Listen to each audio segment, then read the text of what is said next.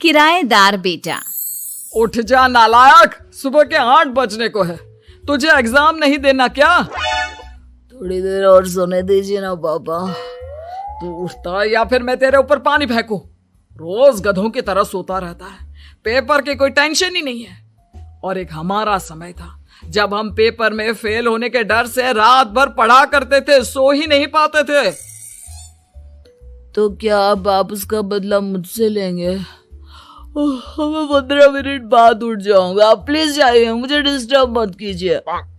इतना कहकर रौनक रजाई ढककर फिर से सो जाता है।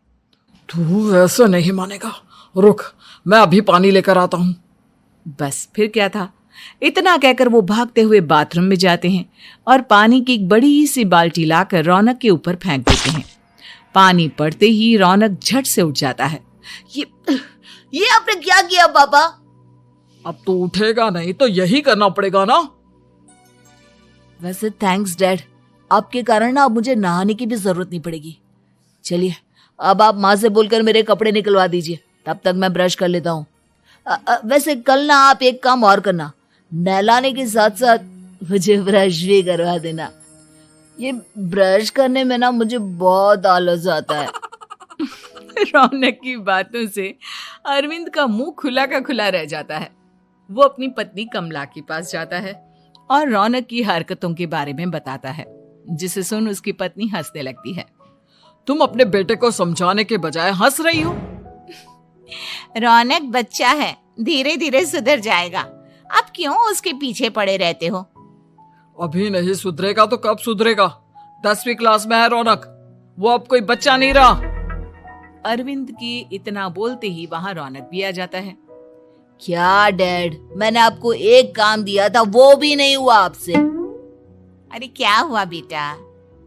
माँ, मैंने डैड से बोला था कि वो आपको बोलकर मेरे स्कूल की यूनिफॉर्म निकाल दे, लेकिन मेरे पीछे पड़ने के अलावा इनसे एक काम ढंग से नहीं होता। देख रही हो कमला, देख रही हो अपने लाडले को? अरे आप चुप रहिए जी। चलो बेटा, मैं तुम्हें कपड़े निकाल कर दे देती हूँ। बस ऐसे ही साल पर साल बीतते जाते हैं, लेकिन रौनक के रवैये में कोई बदलाव नहीं आता। वो पहले से भी ज्यादा आलसी और पूरी तरह अपने माता पिता पर निर्भर हो जाता है। 2 साल बाद पता नहीं कहाँ गायब रहता है पूरे दिन, अब तक तो आ जाना चाहिए था। अरे आप इतनी फिक्र क्यों कर रहे हैं उसकी? दोस्तों के साथ खेल रहा होगा, आ जाएगा अभी। ये कोई टाइम है खेलने का? 10 बजने वाले हैं, इतनी रात में कौन खेलता है? कमला कुछ कहती उससे पहले ही रौनक वहां आ जाता है। मम्मी जल्दी से खाना लगा दो, बहुत भूख लग रही है। तुम्हें तब तक खाना नहीं मिलेगा जब तक तुम बता नहीं देते कि इतनी रात गए कहां से आ रहे हो। ओ प्लीज डैड, अब आप एसी पे प्रद्युमन बनकर मेरे सर पर बंदूक लेकर मत बैठ जाना। अपनी फालतू की बकवास बंद कर और बता कहां से आ रहा है। माँ अब समझाइए ना डैड को। बता देना बेटा, इनको भी तसल्ली हो जाएगी। आप बोल रही हैं तो बता देता हूँ, मैं दोस्तों के साथ मूवी देखने गया था, इसलिए देर हो गई। तो इन सब चीजों में मेरे पैसे उड़ाता है? कभी 1 रुपया कमाने के बारे में सोचा है तूने? जब देखो हवा की तरह पैसे उड़ाता रहता है। माँ अब आप इन्हें चुप करा दीजिए, वरना ना मुझे गुस्सा आ जाएगा। अच्छा क्या कर लेगा? बता ना क्या कर लेगा तू?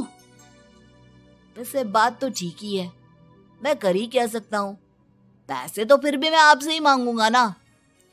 चलिए अब ये सब बात छोड़िए और मम्मी मेरे लिए खाना लगा दीजिए। अभी लगा देती हूँ बेटा। मैं बता रहा हूँ कमला, एक दिन ये ऐसे ही बिगड़ जाएगा। ओफो, आप क्यों इतना पीछे पड़े रहते हो मेरे बच्चे के? बात की बाद में देखेंगे, अभी आप शांति से उसे खाना खाने देंगे। अगले दिन, डैडी मुझे 10,000 रुपए चाहिए। हाँ? अब इतने पैसे क्यों चाहिए तुझे? डैड आप बिना सवाल किए कभी पैसे नहीं दे सकते क्या? जब तक तू बताएगा नहीं तुझे पैसे भी नहीं मिलेंगे। अरे अब आप अपने बेटे को पैसे भी नहीं दे सकते? नालायक, तेरी उम्र के लोग नौकरी करते हैं और एक तू है जो नौकरी करने का नाम ही नहीं लेता कभी। आप लोगों के होते हुए भला मैं नौकरी क्यों करूं? अरे हम कब तक पैसे देंगे तुझे? तुझे भी तो अपने पैरों पर खड़ा होना होगा ना। कौन सा उधार के पैरों पर खड़ा हूं? अपने ही तो पैरों पर खड़ा हूं मैं। इसी तरह रौनक दिन प्रतिदिन लापरवाह होता जाता है। उसकी लापरवाही को देखते हुए अरविंद और कमला अपने बेटे की शादी कराने का फैसला लेते हैं और 1 महीने के अंदर अंदर ही रौनक की शादी मेघा नाम की लड़की से करा देते हैं। शादी के कुछ दिन बाद, रौनक मुझे एक अच्छी सी साड़ी चाहिए, आप ला दोगे ना? हाँ, क्यों नहीं। कितने तक की आती है साड़ी? यही करीब 5,000 तक की। तुम चिंता मत करो, मैं आज ही डैडी से पैसे मांगकर तुम्हारे लिए साड़ी ले आऊंगा। आप कब तक ऐसे ही अपने पापा से पैसे मांगते रहेंगी? कोई अच्छी सी